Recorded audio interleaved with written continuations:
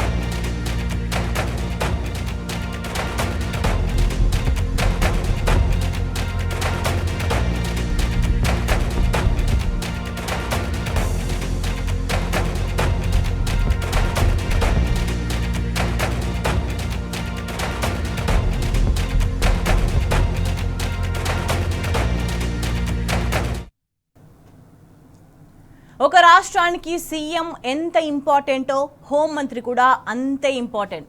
కానీ మన రాష్ట్రానికి ఇప్పటి వరకు హోంమంత్రి లేడు. దాంతో శాంతి భద్రతలు గాల్లో దీపమయ్యాయి. విద్యాశాఖకు కూడా మంత్రి లేడండోయ్. దానివల్ల బడులు బంద్ అవుతుంటే విద్యార్థులు బలవుతున్నారు. ఇటు మున్సిపల్ శాఖకు మినిస్టర్ గారు కరువయ్యారు. పర్యవేక్షణ లేక పారిశుద్ధ్యం పడకేసింది. జనాలకు అనారోగ్యం దాపురించింది. కరెంటు లేదు, నీళ్లు లేవు. రాష్ట్రంలో పాలన ఒట్టి మిథ్య. కాంగ్రెస్ ప్రభుత్వం మేడి పండు టైపు. ఏఐసీసీ సై అనదు, క్యాబినెట్ విస్తరణ ముందుకు జరగదు.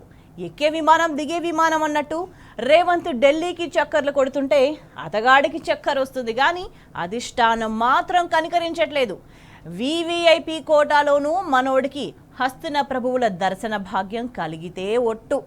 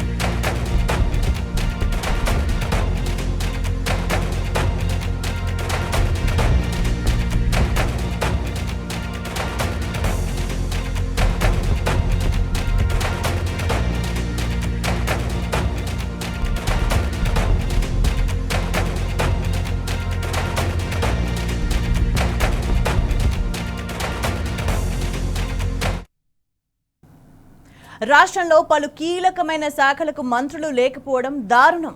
హైదరాబాద్ నగరానికైతే ఒక్క మినిస్టర్ కూడా దిక్కులేడు. కొన్ని శాఖలు సీఎం రేవంత్ దగ్గర మూలుగుతుంటే ఇంకా కొన్ని శాఖల అడ్రస్ అయితే ఎవ్వరికి తెలియదు.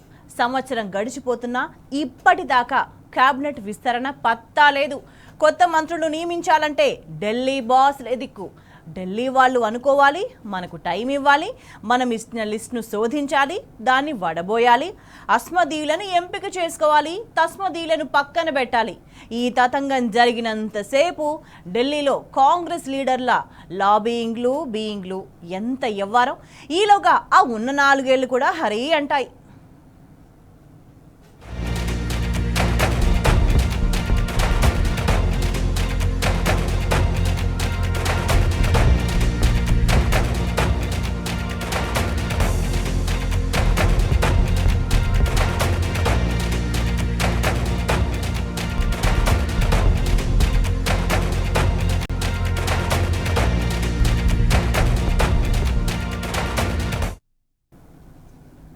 ప్రజాపాలన పేరుతో రాష్ట్రంలో ప్రజా పీడన జరుగుతుంది.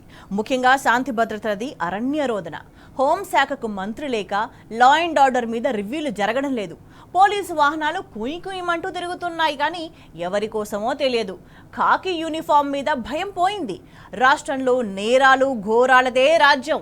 మనుషులను చంపి ముక్కలుగా నరుకుతున్న పాలకులకు కనీసం చీమ కుట్టినట్టయినా లేదు. ప్రతిరోజు పోలీస్ కమాండ్ కంట్రోల్ సెంటర్ను దర్శించుకునే రేవంత్ రెడ్డి లోపల ఏం వెలగబెడుతున్నాడో ఆయనకే తెలియాలి.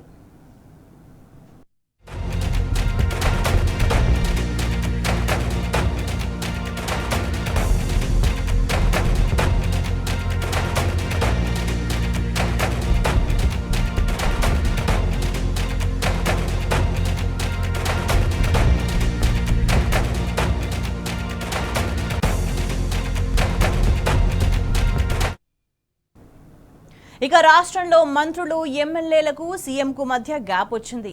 లేదు వాళ్లే ఇచ్చుకున్నట్టున్నారు. ఎందుకంటే ముఖ్యమంత్రిది ఢిల్లీ బాట, మంత్రులది తలో మాట. క్యాబినెట్లో కోఆర్డినేషన్ కొరవడింది. ఈ మంత్రి ఒక మాట అంటాడు, ఆ మంత్రి ఒక మాట అంటాడు. దేని మీద ఎవరికి క్లారిటీ ఉండదు. అక్కడ రాహుల్ గాంధీకి రేవంత్ రెడ్డికి మధ్య కూడా కవర్ చేయలేనంత గ్యాప్ పెరిగిపోయింది. మొన్న రేవంత్ రెడ్డి ఢిల్లీకి పోతే రాహుల్ కనీసం ముఖం కూడా చూడలేదు. ఏదో వేరే రాష్ట్రం ఎమ్మెల్యేలు ఢిల్లీకి వస్తే ఆఖరికి వాళ్లను కూడా కలిశాడట రాహుల్ గాంధీ. కానీ రేవంత్కు మాత్రం అపాయింట్మెంట్ ఇవ్వలేదు. ఎంత ఘోరం! ఢిల్లీలో ఇది మన తెలంగాణ చీఫ్ మినిస్టర్ పరిస్థితి.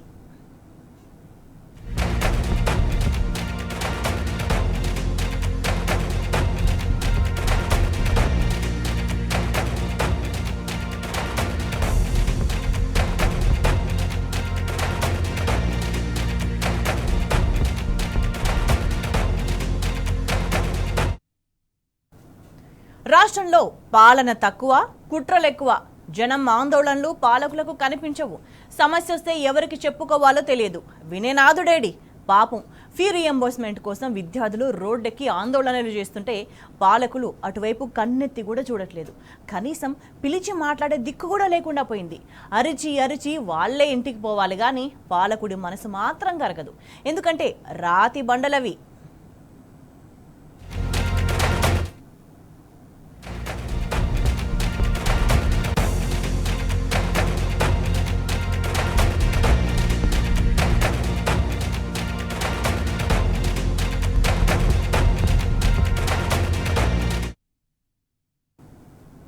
ఎన్నికలకు ముందు కేసీఆర్ ఏం చెప్పారో అక్షరాల ఇప్పుడు అదే జరుగుతుంది. నమ్మి ఓటేస్తే మోసపోతే గోసపడతాం, మళ్ళీ ఢిల్లీకి గులాంగిరి చేద్దామా, మనకు అవసరమా? తెలంగాణ ప్రజలారా తస్మాత్ జాగ్రత్త. పొల్లుపోకుండా కేసీఆర్ చెప్పారా లేదా?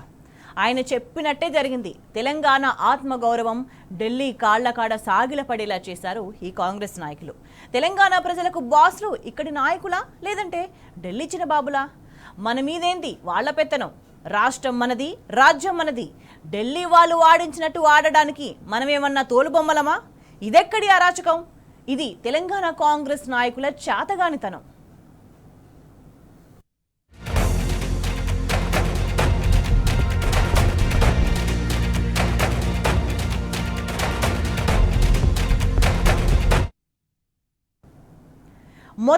ప్రజాపాలన పేరుతో రాష్ట్రంలో ప్రజాస్వామ్యం నిట్ట నిలువునా కూనియింది. ఈ మధ్య తెలంగాణ జైళ్లలో నిండిపోయిన వాళ్లంతా నేరస్తులు కాదు, కాంగ్రెస్ ప్రభుత్వాన్ని ప్రశ్నించిన అమాయకులు.